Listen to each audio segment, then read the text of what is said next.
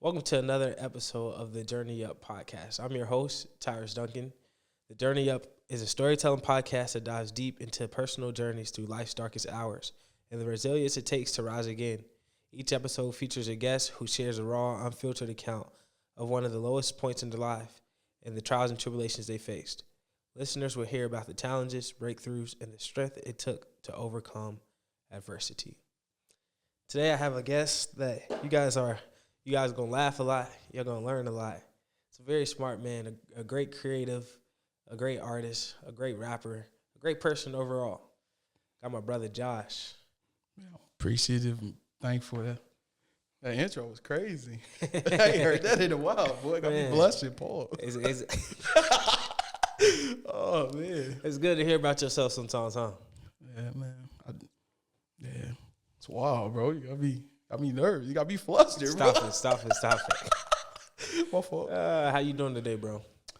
You know, I'm blessed. You feel me? It's gonna be my mama's birthday tomorrow. Shout out to her. Happy birthday. She probably won't watch this because I keep this side away. Happy birthday, mama. You feel me? But yeah, I'm blessed. So you probably not gonna watch, man. For starters, you know I have this tradition that I do. We have a game called We're Not Really Strangers. So I pulled from this card game. I asked a question. Who knows what it's gonna say? We'll see. Hopefully it's nothing crazy, bro, because I'm trying to work on my filterness, man. Okay, that's a wild card. That's white. Is that dangerous? Oh man, nah, it's not dangerous. We got. Do you think I've ever been fired from a job? If so, for what? Nah, bro. Nah, I don't think. Nah. If you did, I feel like the only reason why is you probably like, nah, I'm smarter than everybody in here. I'm finna quit. I'm finna quit. Stop showing up. You feel me? That's the only reason. Upstanding citizen. I say that every day at work. Oh God, come on now. I'll be like, look, y'all don't want no problems. Y'all just need to shut up and listen to me. We'll be okay. Be on mute. We'll be okay. Oh yeah, but no, I never got fired. Yeah. Been on the brink a couple times, but I do got a smart mouth. And they're like, who you trying to challenge? Sometimes you gotta let them know, bro. Sometimes you gotta let them know. It's a cost that comes with it. Facts, bro. Do I think you ever got fired from the job? Yeah.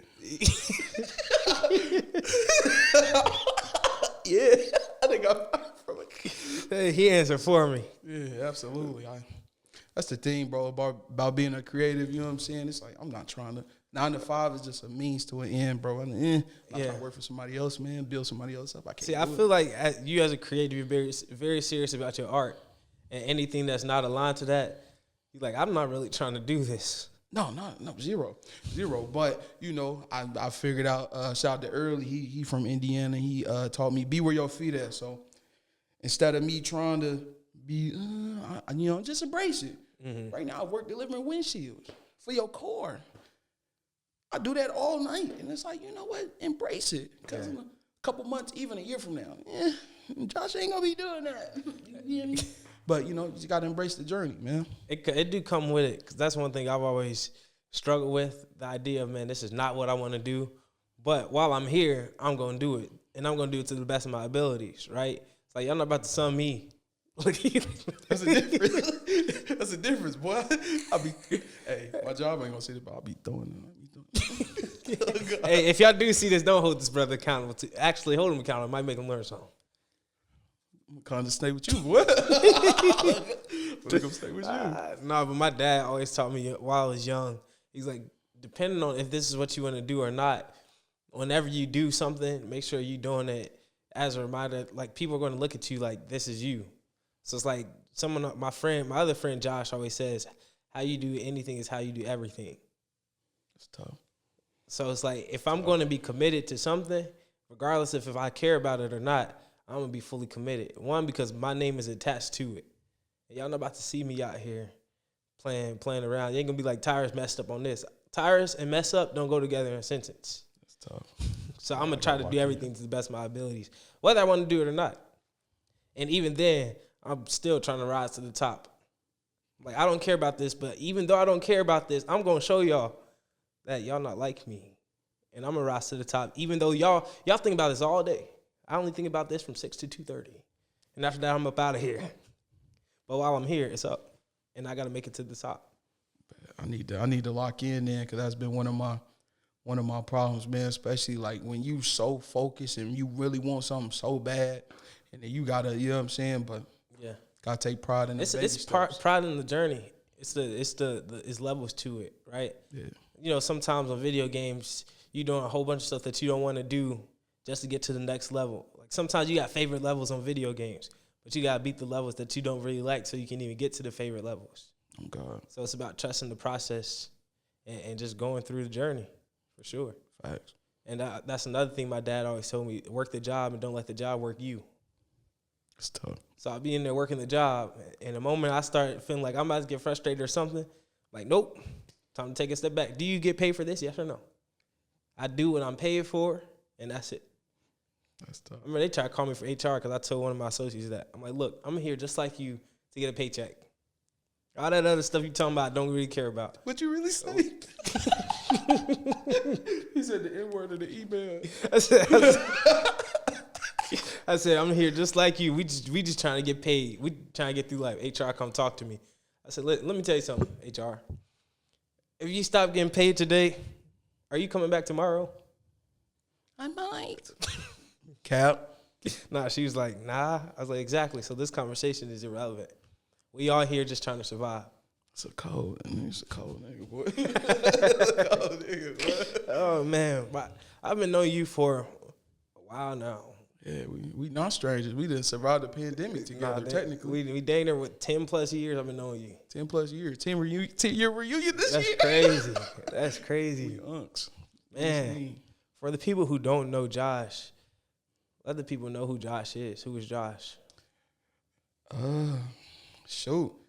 I'm a everyday regular degular. I just happen to make music. I'm a creative. I don't know. It's really hard to describe myself just because I be living. But if I just make music, that's it. Yeah, I'm a creative. I don't know. How long you been making music? That's the thing. I've been making music professionally because I got a check for it and I got paid for it. I'm gonna say professionally. I've been making it since 2018, 2019. But music's always been a part of my life. Shout out to the homie Rob. He taught me how to rap on the bus in 2nd grade. First song I ever made was called Girl, Eat That Dirty Skittle. But, yeah, man, my family, Wait, it's called Girl, Eat That Dirty Skittle. Yeah. Well, you got to rap it. I know you know it.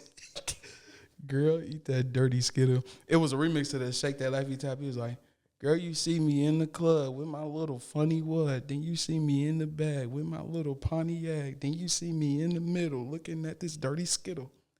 Girl, eat that dirty Skittle. You know what I'm saying? You're going to get copyrighted. Oh, man. No. That's original. 2nd grade. 2nd grade. And what's funny is my bus driver, she heard me rapping on the bus, and she used to work at FedEx with my mom's, and she was like, I'm going to tell your mama. I'm going to make you rap it for her. I rapped it for her. My mama was like, what? She was like, I worry for you, son. Oh, God. I told her 7th grade I was going to drop out and drop a mixtape. And she was like, you can't do both? And I was like, oh. She got you right there, huh? Yeah, I was like, if I'm doing both, I'm disregarding one or the other. But, you know, I wasn't going to say that to her face. I just took it to the chin. So 2nd grade, you rapping about Eat That Dirty Skittle. Facts. What you rapping about now? Shoot, life. You know what I'm saying? I in my records, I try to be transparent as possible. Just because I don't know how else to write my music, you feel me? It's not really from a place of I do it to, hey, I'm trying to potentially get paid millions. It's like I do it because I'm literally just put my life on wax. That's the only way I know how to express myself, you know what I'm saying? It's literally just a form and expression for me. And it just happens to be like, oh, Josh, you happen to be good in a career field to where you can potentially earn a bunch of bread. But my whole thing is I want to take it so far up into the point to where I never break my character, you feel me? So it's like, I don't get millions, cool. I get a couple $100,000, cool. You know what I'm saying? I'm very simple. I drive an express van. I could buy something. It's free. What? But, you know, yeah, real life. transparency, relatability. That's it. So you try to just say things that people can relate to in your music. Yeah. But also, just like, would you say you look at it as a journal? Yeah. Just letting how you feel get off of your chest? Absolutely. To be an artist like that that's a skill that not even a lot of artists have, right? A lot of them just get up there and they just, make music that sound good. People get up, dance to it, and that's it. Very few artists make you actually feel. You're an artist to make people feel. Right on, man. How does that feel? It feels great in the sense of I've had people, especially last time I dropped the album, I've had people reach out from South Africa, France, hit me up out of nowhere, you know what I'm saying, to the point of where I'm down and out, and they just hit me up, hey, man, this is fire, coming from this, and it's just, that makes me feel great. I love to point to where you put out an album, and instead of just having, hey, you got one hit song, you literally have 20 other people telling you they like different songs, you know what I'm saying? And it's like I wrote each of these songs in a different space of my life and just be able to connect with people in that different aspect. That's what I love, because it's like I probably capped one time in my music, and it was just to make a word rhyme. I said my mama drove a Chevy DeVille somewhere. She had no Chevy DeVille. She had something else, but not for to make a Mazda round. But you feel me? I love that connector. Yeah, especially for people all around the world. It's crazy. Yeah. You wouldn't believe how closely connected that we all are, and a lot of times I think we forget about it. So like when somebody reaches out and they're like, "Oh, this really touched me," I know for me that makes the art that I make worth it. It's like, oh, you get it. What is an artist but a way of expressing how you feel with the hopes that somebody else gets it? That's facts. But what's crazy, I put it out selfishly. I used to. And it kind of just now what flipped in my head probably like less than a couple months ago. It was like, nah, Josh, you got a obligatory duty to really lock in and really commit 110%. You feel me? Because some of the stuff I tell, I'm living, you know what I'm saying, living through the homies. And it's like, all right, like, nah, you got to keep going, because some of them are in positions to go keep doing music or just doing other things. You feel me? So, but doing it for other people, that's wild, man. Yeah. It adds some weight to it. Yeah. Because at the same time, you're still doing it for yourself. Yeah, facts. But I always say the fruit that we produce is not for ourselves, but it's for the other people. So it's like if we look at our gifts and our talents as a seed that we plant and we water it with eventually hoping that it grows to produce fruit, the fruit is not for ourselves, but it's for the people that we experience. Tough. Yeah, and tough. I mean, it adds meaning to it. So it's like, oh man, I gotta keep creating. Facts. Because if we were to just do things for ourselves, we have feelings and emotions. Sometimes we want to keep creating. Other times it's like, I really don't want to do this no more.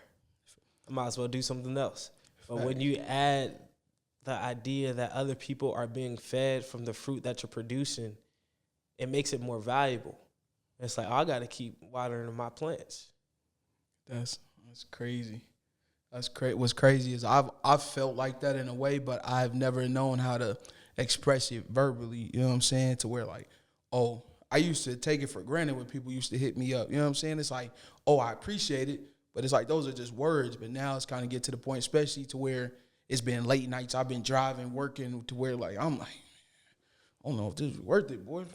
I could just go get a job, lock in somewhere else, and just disappear. But it's kind of like whenever, shout out that boy Jesus, whenever I be feeling like that, random text, request, hey, bro, this is beautiful. This is hard, bro. You got to keep going. And it's like, bet, all right, bet. Let me lock in. Yeah. But, yeah, if you could just touch one person, because what they say, the greatest act is to inspire. You know what I'm saying? I read the quote, you feel me? But I just take it with a grain of salt, but now it's kind of like, nah, bro, you got to keep going. Yeah. And I always think about, like, changing the world or whatever. A lot of people have been like, oh, you won't change the world. And honestly, my goal is not to try to change all 7 billion people, 8 billion, however many people there are. My goal is to change one with the hopes of a waterfall effect. If I change one life and then they go and change somebody else's life and it just continues, that is that's the steps to change the world, right? It's like not all of us are going to be blessed with a platform like Martin Luther King or Malcolm X. Not all of us are going to be blessed to speak in front of thousands, hundreds of thousands. Now, I believe that I will in my lifetime. Oh, God. But not everybody's going to be blessed to be able to do that. And sometimes it just starts with that person that's checking out your groceries. Or it starts with the person that you just walk by in the store. And you say, hi, how are you doing today? And you actually genuinely mean it. Because a lot of people feel as if they're not seen. And when you remind somebody that you see them and that they're of value, it could change the life. And it can change the perspective of that person for that day, which changes the perspective of that person for the lifetime. It's like for us to operate in our purpose, for us to create like we know we're meant to create. I'm sure you've had moments to where you're like, I don't want to do this no more. Forget this. I'm not doing it. For sure. But then just like on the Green Goblin, on Spider-Man 1, the Green Goblin mask was like, avenge me. He was yelling. Like he knew what that person was. He was yelling at Osborn. He's like, nah, you avenge me. Fact. Get to work. That's tough, man. That's facts though. What's crazy is I've gotten to a point to where it was my fault, bro. I was trying not to cry. I was like, hold on. But now it's gotten to the point to where I remember I was at one point, bro, trying to remember what happened. But like, I don't know what I was feeling. I was like, man, I don't think it's going to happen for me how I think it's supposed to happen. You feel me? Like, blow up and, you know what I'm saying, get to where I'm quote unquote supposed to get to. And I was like, well, Josh, you got to keep going. Somebody going to see it. You feel me? Because if you ever heard stories of like sometimes you hear your favorite basketball player, they'll say, oh, my favorite basketball player is somebody that you don't even know of. You know what I'm saying? It's kind of, I literally just saw a Derwin James clip. He was talking about his famous run back. He was like, bro, he was cold. He got me to playing. You know what I'm saying? Don't even know bro name, but I know Derwin James name. You know what I'm saying? It's just kind of to piggyback off what you said. And I used to think like this consistently, but like it just got clouded, bro. You know what I'm saying? Because it's hard to, when you putting out, when you locking in, like you going to work. You know what I'm saying? And you not getting what you think love, the recognition you think, that joint could be tiresome, but it is tiresome. Yeah, it only take one to change your life. It only take one, and I'm always constantly reminded of that. All you need is one. Facts. All you need is one hit record. All you need is one yes. All you need is one person to say, yeah, I'll work with you. All you need is one person to say, okay, let's do this. That's facts. So keep going until you get the one. Or think about the alternative of if you stop. What does that look like? You want to keep delivering windshields for the rest of your life? It's tough. I don't know. I know you be looking at your coworkers. They probably be way older than you. You be looking at them like, ain't no way I'm trying to end up like you. And this is no offense to you. No, I mean, some offense, but yeah, absolutely. that's absolutely, bro. That's when you put it like that, bro, it's undeniable, bro. It's kind of like I was talking to the homie Carter. We was coming up with, we was like, bro, I gotta die trying, you feel me? Because that's part that's part of the reason why I'm moving back to Cali, you know what I'm saying? Because I made a promise to God, like, hey, I have no problem walking away when he walks away from me, you know what I'm saying? But it gets to the point to where, like, you know, I'm still sending these records off. These joints still hard. It's still coming to me easy. I'm like, okay, man, I got to go try it. Whatever I want to do, I need to go do it. And whatever the cards may fall, you feel me? And my theory comes from I saw the Seinfeld show, and they got up to like 12 seasons. They was like, no, y'all still hot. We want y'all to do another one. But Jerry Seinfeld was like, nah, we good. We going to stop at 12, you feel me?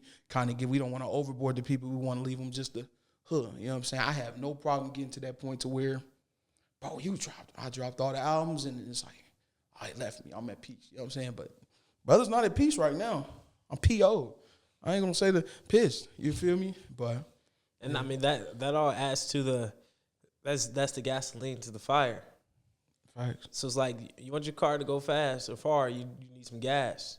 And sometimes that's that, man, I'm not where I'm at. I'm not where I'm supposed to be mentally or where you think you're supposed to be. Sometimes people say you're exactly where you're supposed to be. That's neither here nor there. I hate it. I think we could always be doing more or doing better. But the truth is, if we don't give up, my favorite scripture in the Bible, and I've been repeating this constantly recently, is Galatians 6, verse 9. It said, be not weary in well-doing, for you shall reap what you sow if you faint not.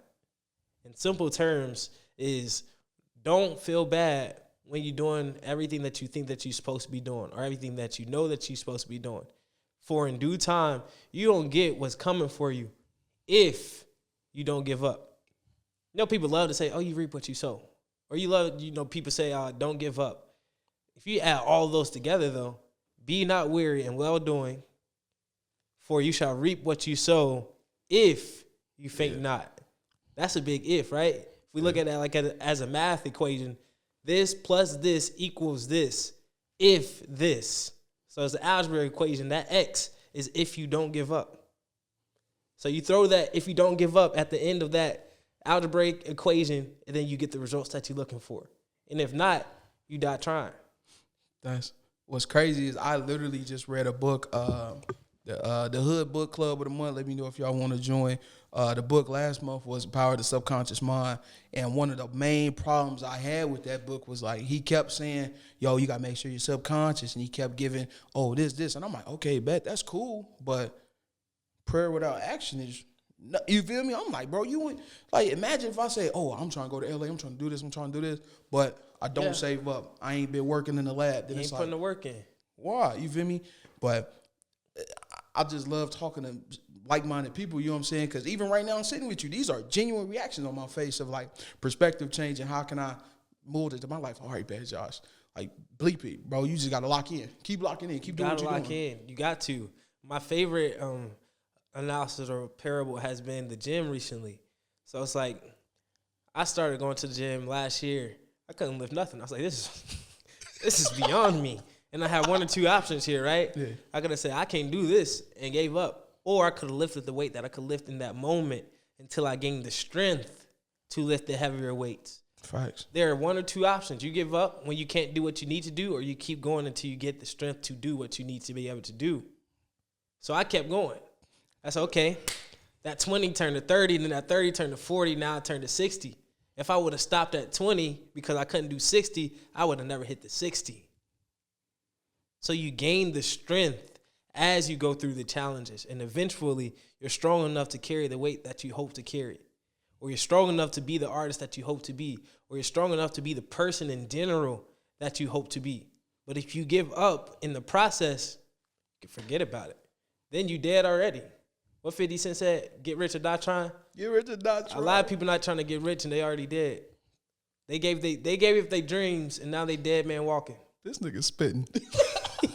Niggas on the road. It's Sunday. He preaching. And do not be a dead person alive. It's like, what does that mean, Tyrus? How do you be a dead person alive? What it means to be a dead person alive means that you forgot everything that makes you feel alive, and now you just existing. NPC. NPC. NPC. I'm telling you. Oh man. I'm telling you. You go walk outside. You see a lot of NPCs, or have a conversation with some people. Like you've forgotten why you were even here. Like you put all your passions to the side just to survive. What is the fun in that? That's tough. I can't. That even just to think like that. Some of the things I witness and just being where I work at is unfathomable. I'm like, bro, you go home, you work, go home, watch TV. That's it. Yeah. And I be telling people, like, if you're okay with that, if you're content with that, truly, by all means, be content with that. But there's a lot of people who know that they have greater inside of them, but they let the fear stop them from chasing the greatness. And if you let the fear stop you from chasing the greatness, you are never going to be great. Facts. You may not even be good. Facts. You're a dead man walking. There was a quote that shook my mind about 5 years ago. I forgot who said it, but I'm going to say Tyler said it today. Oh, God. He said, most people die at 25 but aren't buried until 75. And at first I said, that doesn't make sense. What does that mean? But then I had to think about it. It hit me 3 days later. I said, my God. Wayne verse. No, I'm serious. It hit me 3 days later. Most people die at 25 but ain't buried until they 75. That means all the passions, all the dreams and aspirations that you have inside of you that you just gave up on because you didn't feel as if you were strong enough or able to do it. You just put it to the side and say, you know what, I'm going to just get my job. I'm going to just do this until I die. That's asinine to me, bro. At what cost? So it's like chase the dream, or not even. I don't believe in chasing dreams, because to chase something means that it's running from you. What you believe in? I believe you go get what you know is yours. It's so tough, bro. So it's like, don't chase. We don't chase. We don't chase. We don't chase. I know I'm not supposed to dap you up with the left of my phone. We don't chase. We go and we get what's ours. And if you believe that something is yours, you go and get what's yours. That's was crazy. I've had to learn to try. I've had to up the belief in it. You know what I'm saying? Because one of my biggest L's was in LA. I didn't have the confidence in myself. You know what I'm saying? So it was just like I was irrational. I was running with my chicken with the head. You feel me? Yeah. And I kind of figured out. I was reading the Kobe book. It was just like confidence comes from proper preparation. You know what I'm saying? Once you get to the point to where, hey, I didn't prepare for this. Now it's like, if you drop me in LA now, it's like, all right, now I know how to do it. So now I can go to a studio session, you feel me? Because I've been in situations to where literally, like, if somebody get a snap of the finger, your life can change, you feel me? But it's kind of like I felt intimidated from that situation, from where I didn't believe my. Now it's like. It's up, because you're prepared. I think, what does that quote say? Proper preparation prevents poor performance. Exact facts. So it's like, if you properly prepare, you will prevent poor performance.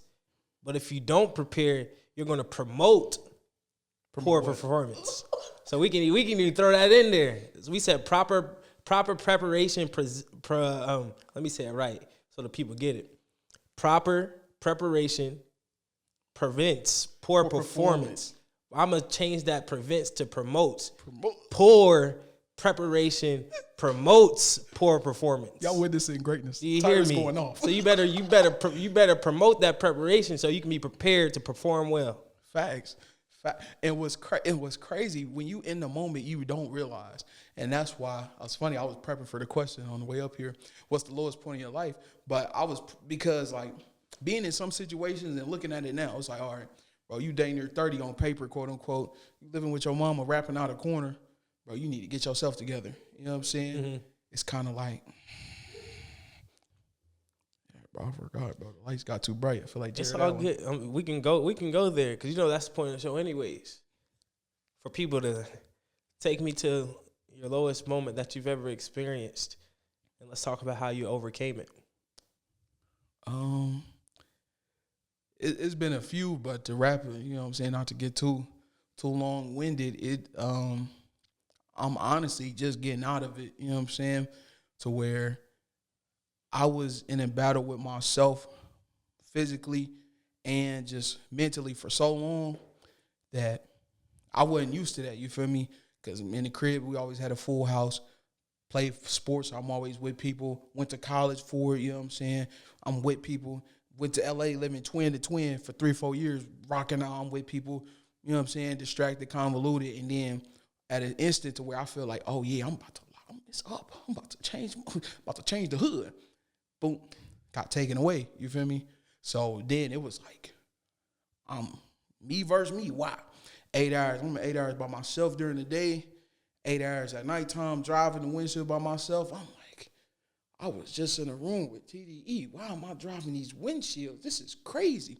You feel me? But a lot of them over the. Let's see, I've been home for like 3-4 years, and I've had thoughts range from a lot of different, I ain't gonna say, but I've had ranges from them, and then a lot was happening. I had to take care of my grandma when she was, you feel me? Because what's crazy is she was going into hospice, and what's funny is this how God worked, bro. I was like, bad, bro, I ain't dropped the album in 4 years. I was like, bad, bro, I'm about to re-record this album. We locked in. I done got the everything. I'm like, bet we locked in. Hey, your grandma's sick. She got to come stay with us. What? Nah, man, you need to put her in a thingy. Da-da-da-da. Nah, Jesus stopped all that, you feel me? And I'm up here having to feed her morphine, all this, you feel me? And it's like, dang, I'm up here trying to record, and you done brought Granny in the crib. I'm talking about something. It was probably like a month and a half she was staying with us. and I couldn't even. I probably got like an hour of sleep a day. You feel me? While she was there, because it's like, try to catch sleep between the moans and groans. But it's like, let me go see. You know what I'm saying? But I'm literally just now getting out of that. You feel me? Because then you got people counting on you, bro. When the music, bro, we love the music. It's like, I'm trying to do that. I'm trying to be here for the fam. You know what I'm saying? But shout out to that boy Jesus. I ain't cry. You know what I'm saying? But yeah, man, I just battle with myself, man, over the past 4-5 years, man. And sometimes, bro, on some real stuff, bro, you need that. You feel me? Because I've learned how to walk in the steps of being a man. I've learned how to conduct business, conduct yourself as a business. You know what I'm saying? Legally, and you feel me? Just in general. You know what I'm saying? But I needed it. I have no regrets. I'm thankful that it happened, because if let's say I'm in the room with TDE and them, and they, bro, we love you. Let's sign you. Let's get you did it. I would have been like Juice WRLD, bro, because I didn't know how the house wasn't furnished. You feel me? It was made of sticks and mud. You know what I'm saying? Now it's like, all right, brick house. He got foundation. He got, you know what I'm saying? But shout out to Jesus, boy. Don't question Jesus. Just make your lemonade from lemons. Funny you said that about the houses. I always talk about that. I think it was the 3 little pigs, wasn't it? 3 little pigs, 3 little sausages. Pause.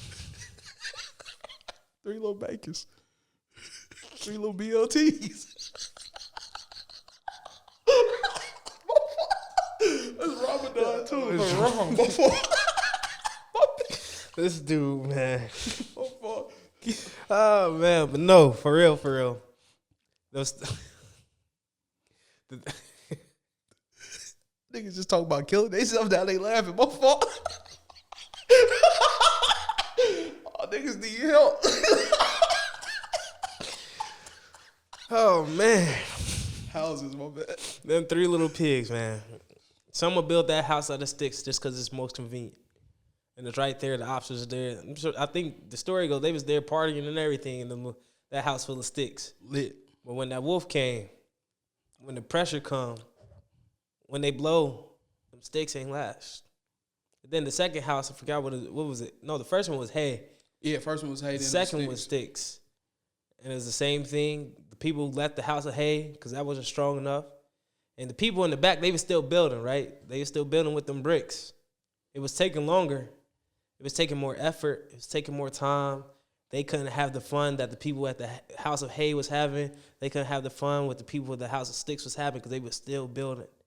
They was creating a strong foundation. They were creating something that was strong enough that wasn't going to fall when the wolf came to blow. The wolf blew the house of sticks down, and then they got to the house of brick, and they was done. But what they say, he huffed and he puffed, and he couldn't blow that house down. Bro had an asthma attack. He had an asthma attack, couldn't do it. And they were protected because they had proper preparation to promote the present performance. Facts. Because the wolf couldn't do it. Facts. And if I remember correctly, all the people from the other houses ran to the house full of bricks. Facts. So it's like sometimes you don't get to do the things that you think that you want to do or that you need to do. Sometimes you do got to go back home to Granny to help her out, to build that strong foundation. So when people need some place to stay, your foundation is strong enough to protect the people who are out there playing in the sticks. Facts. Hey, sidebar, Tirus is on a roll. He's on fire. He's meant to do this. He's on a roll. I'm trying not to. I'm not gonna cry up here, but he's on the road. This brother's anointed. What the pastor say? He's anointed. Lock in with him. He's anointed. My fault, bro. No, I appreciate that. But crying is good too. Yeah, I already cried on camera enough. You said shout out Jesus. Shout out Jesus. Because you didn't cry. Yeah. If I remember correctly, the scripture said Jesus wept too. Yeah. Oh, man. He did. I already did my crying though. He got me through it. Got you through it. He got me through it. It was crazy. I've thought about getting different jobs and stuff like that, but also talking about being where your feet at. You know what I'm saying? Now don't confuse complacency with stability. Don't do that, folks. You feel me? It's cool being stable, but don't be complacent. You know what I'm saying? So my fault. So like I'll be at the job and stuff like that, but like my job is so easy. It's just You feel me? It's like I need them 8 hours to decompress because it's like before then I'm tech school. I'm up here working, trying to get a business, trying to record, you feel me? So I need that decompressing, you feel me? The ease. Yeah, the God. Yeah. Man, we cannot neglect the deep breaths. We breathe constantly, right? Yeah. Shout out my brother, Recovery Ray. He taught me the power of a mindful moment, meaning to just stop where you are, literally take a couple of seconds, breathe in and breathe out. Because we be breathing on autopilot for too long that we forget that we even breathing. And it's like, it comes to the point where we start feeling like we suffocating. You're not suffocating. Breathe in, breathe out. Take that breath, ground yourself. And when I go through those moments too, I be feeling like I be having anxiety attacks sometimes, like panic attacks, just thinking about everything that's happening, everything is going on. But when I stop and literally breathe and pay attention to my breath, it's a reminder that things are not that bad. Right. And it's also a reminder that you can only control what you can control in the moment. Facts. And you deal with the problems when they arise. So if I can control my breath in this moment and deal with it in this moment, I can't even worry about nothing else. But that's something I can do at 100% success rate. I can take a breath. And if I wasn't, I'd be dead. So it's like we can't neglect those deep breaths in those moments that we feel like we can't breathe. Man, sometimes I be trying to chill on the deep breaths because I'm asthmatic. But on a serious note, I've learned the power of just breathing. It was man, when I was in North Hollywood, man, NoHo, I was deep where the Coyotes at, and I remember one of the times to where, because I used to equate my value with the recognition I got for music, you feel me? And I remember I had just dropped the album, I didn't know process and stuff like that. I'm like, man, I'm supposed to be on right now, you feel me? And I'm up here Ubering 12 hours. I remember like weeks, some didn't go through, some didn't go through. I was finna snap. I was like, yo, it's over with, you feel me? And I was driving. I seen this bridge, boy. I was finna. But tire gave out. My man Rob called me. I'm like, no, let me just. That was one of the first times I actually just take a breath, decompress, and actually just evaluate the situation. You feel me? Because, yeah, bro, I used to be an emotionally radical man. A lot of people, they used to try to compare me to Kanye. Not new Kanye. Not skinhead. I'm going to say, like a quick, not that Kanye, though. You know what I'm saying? But, yeah, man, take your breaths, man. Because I live by saying it is what it is and it's not what it's not. Once you simplify life to that, it's easy peasy. You're just able to adjust. No, literally. Talk about your experience in Hollywood, LA. What was that like? You want the real deal? I want the real. All in all, what's crazy though, one of the biggest pillars that happened in LA for me was fresh out of high school. You could tell you I was class clown. I was this.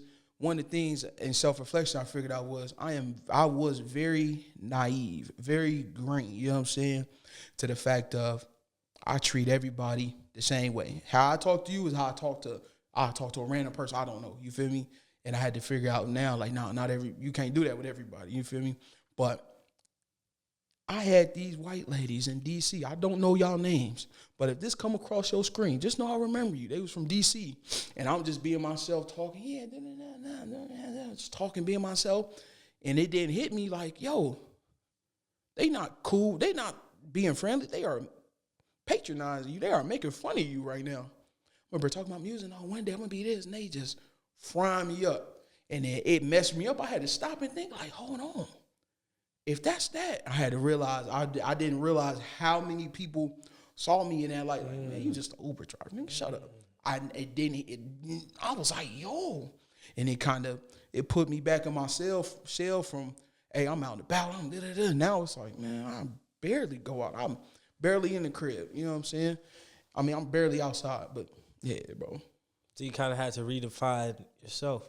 Yeah, that was, I had to I don't know what it was, bro. It's just kind of like in the Midwest, we are very open. If somebody genuine, they're gonna be genuine. You feel me? We don't do a lot of two-faced, a lot of hood. If let's say you had $1 million and I needed $20, but we wasn't cool and I ain't like you. In the Midwest, I'll go anywhere else but you. Mm-hmm. But on the West Coast, a lot of them, some of them, and it's not the LA people, it's the transplants, that people that move there, they'll hit you with they'll stepping stone relationships. They'll hit you with I'll fake be cool with you. Oh yeah, use you up. Do. But some people used to that. Me, very genuine guy. I'm like, well, rock with you, sure. If I don't, Casper, like you won't know. It's mutual respect, you feel me? But you won't know. But all in all, LA was great. Shout out LA. LA is a great place. Got on the homie merch right now. Shout out to him, Nigel. It's a great place, bro. I kind of feel like that was one of the first places I was able to move around, move and groove as a man, you know what I'm saying? Because India, I'm at the crib with my mom. But in L.A., I was everywhere. Yeah. What? People knew me from, like, oh, you bug, you did it. I'm like, yeah, I am. Would you say that you had a chance to create a different identity for yourself versus how people saw you here?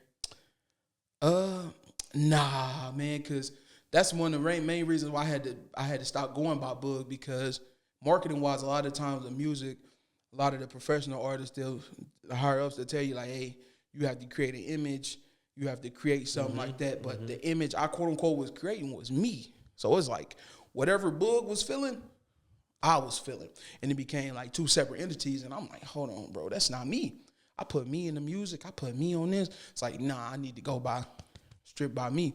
But, nah, it was the same. It was just kind of like I'm a very homegrown, very down-to-earth guy. So I wouldn't even go to North Hollywood like that. Man, I am in the hoods. We are playing at the park with the homies. You know what I'm saying? I'm cool with all them. You feel me? But on the, some people get to go with different places that act bougie. They just get to, a lot of people, they don't like to claim where they from. Where you from? How many did it? Nigga, I'm from Indiana. I'm an Indiana. You know what I'm saying? A lot of people don't take pride in that, but it's like, we used to push it, especially out there the first time, and now, like, when I go back, I'm trying to, like, up it, like, bro, this is me. Because a lot of the time you say Indiana, anything, Michael Jackson, Gary, that's all we know. You feel me? But shout out to Haughville. Shout out to Haughville. Shout out to Haughville. What was it like growing up in Haughville? It was cool, man. It was cool. I was a type. A lot of people didn't take me serious with nothing. I was just goofy kid, you feel me? Big feet. They used big job. Man, you finna play for the Colts. You finna play for the Colts. That's all I heard, you feel me? I literally, if it was like with the homies, I was the type, because I didn't have a male figure in the crib. I used to looking at it now, I used to search for that anywhere. With the homies, with anybody. Even if the homies was hooping or the homies that was on the other stuff. I'm like, oh, let me just, but nobody took me and said, like, man, are you smart? You got, you know what I'm saying? So it was kind of like I'm just a guy around. Have you ever seen Deadpool? Mm-hmm. I'm the one superhero that didn't have no powers. I'm just him. Just the one around. I'm just always around. It was cool though. Cool. That could have very well been meant for your own protection. Facts. Sometimes people see things in us that we don't see in ourselves. And while we're searching for identity outside of ourselves, people see what's inside of us. And it takes them to redirect us until we're face to face with ourselves. And it's like, man, why won't nobody take me serious? It's like, have you took yourself serious yet? That was another thing. That was one of my big things. I had to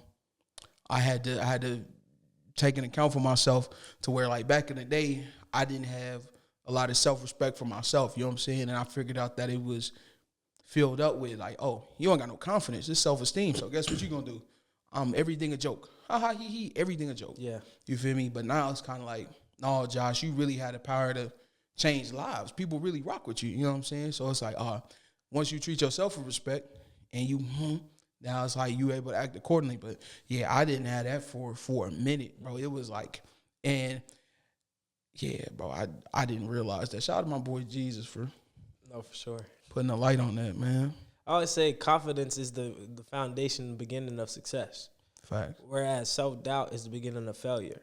Facts. If you doubt yourself, you planning to fail. If you don't believe in you, how I'm supposed to believe in you? Yeah, literally. So it's like you want people to take you serious. How about take yourself serious first? Facts. How about literally when somebody asks, oh, what is it that you do? You say it for real. On God. This is, you know, we get in these habits of we'll try to lighten it up and try to soften it before we give it to somebody. Well, you know, I kind of make music on the side sometimes. Nah, I can't be on none of that. Like, nah, It's like I'm him. Yeah, I make music. Like I rap. Here's my album that I've made myself and it's all online. Here you go. It's I kind of speak sometimes. No, I speak. I'm a speaker. That you see just the difference between I kind of do this. Sometimes I do this versus this is what I do. And you're gonna respect me because this is what I do. People don't question nothing if you say it with confidence. Oh God, that's number one to be in a con man. Con. I'm trying to tell you. You say anything with confidence, people believe you. I'm a doctor. They not looking for the credentials. All they do is trust it. Think about that. A doctor coming in. I'm trusting a doctor who come in with straight confidence, say, hey, how you doing? I'm Dr. Duncan. Nice to meet you. This is what I'm reading on your results, blah, blah, blah, blah. Versus doctor be like, hey, I kind of just graduated and this is my first time doing this and I'm going to try to read your results, but I'm not totally sure about. Find me somebody else. Oh God, the nurse with the shaky, she trying to get your IV for the first time. Nah, gang, I'm cool. Give me find me somebody else. Find me who gonna come in confident. Facts. I figured out that a lot of people they act and move like that because they want to shield themselves from failure. You know what I'm saying? Yeah. They like I'm not finna. If I do this and it don't work, I'm cool. Now I gotten to the point to where it's just diluted optimism. It's literally.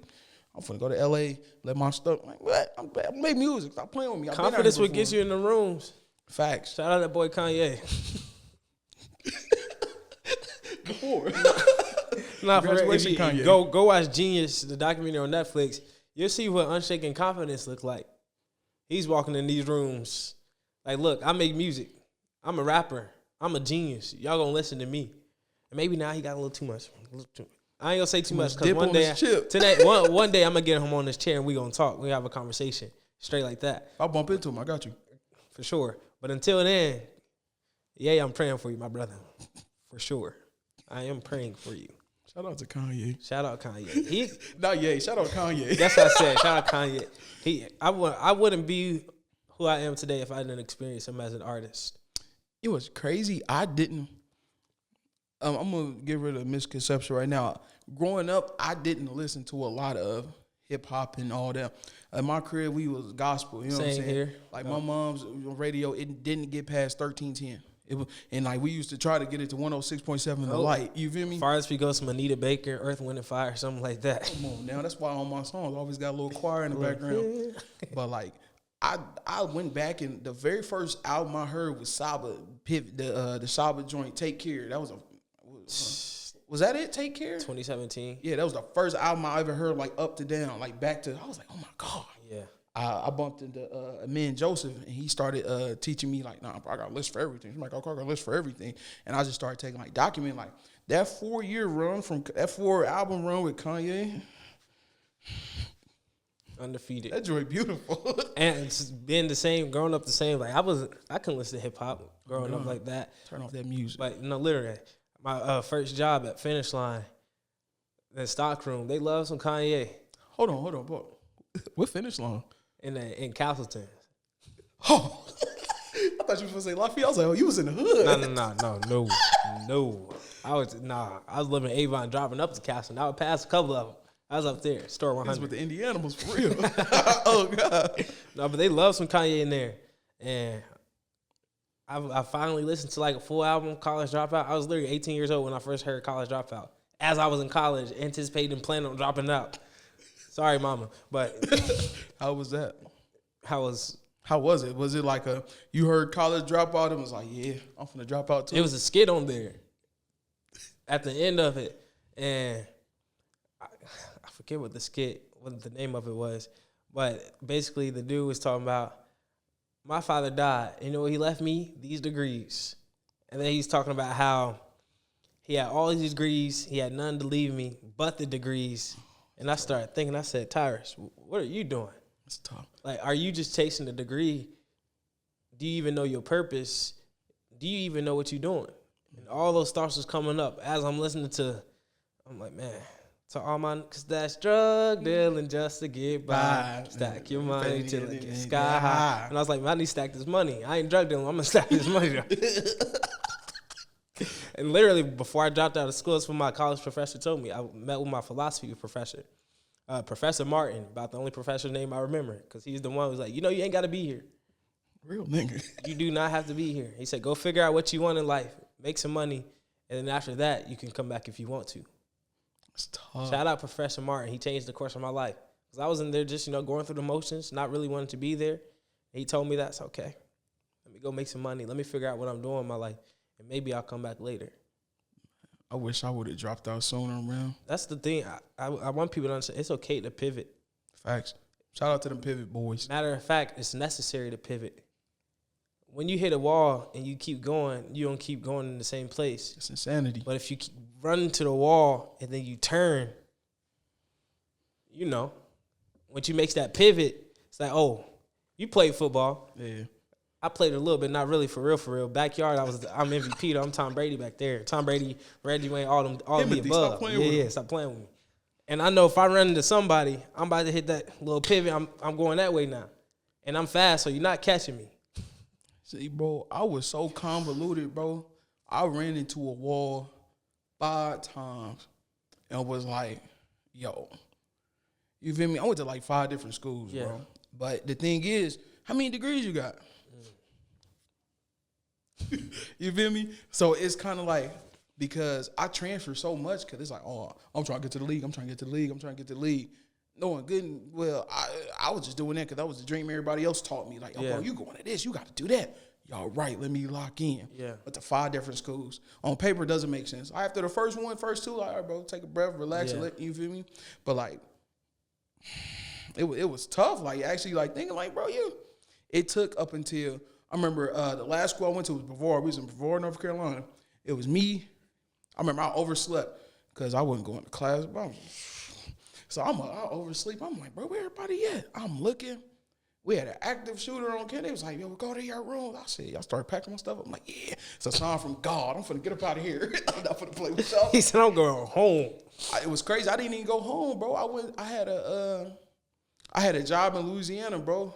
I drove from North Carolina. Told my mom, yo, I got a job in Louisiana. I'm finna slide. I went to go install security systems, and I fell through a roof. And then I went back to the crib, working the warehouse, and then the homie was like, bro, we moving to L.A., and I left on 2 bounce checks. But, yeah, hit the wall, pivot. Don't hit it 5 times, pivot. And if you're going to hit the wall, make sure you're strong enough to run through it. Yeah, be prayed up. Shout out my boy Jesus. Shout out that boy Jesus. Thanks. So in closing, I always give people a chance to tell the audience whatever they want to tell them. And now's your chance. It could be a message of encouragement. It could just be something that's on Josh's heart. Just let the people know something. I'm going to keep it real. I'm going to keep it real simple, real PG, real, because my booty hurting sitting on this stool. Pause, no diddy. I'm going to just tell y'all this, bro. Please die trying. I say that lightly, but I mean it. You know what I'm saying? It's the fact of, if you want something, figure out the how, and then go do it.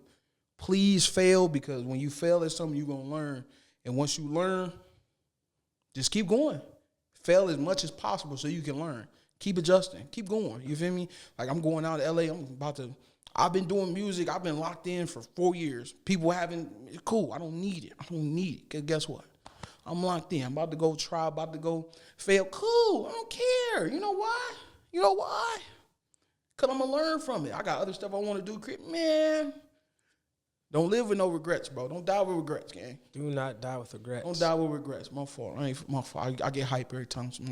Don't die with regrets. That's all I'm going to say. And that's good. I lead the people the same thing. You said it all. Do not die with regrets.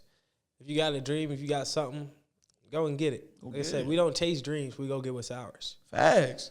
I wasn't saying that before today, but facts. Tyrus came up with like 3-4 quotes. We go get what's ours. Facts. I thank you guys for tuning in to another episode of the Journey Up podcast. Hope you enjoyed this episode, and I'll see you next time. Peace.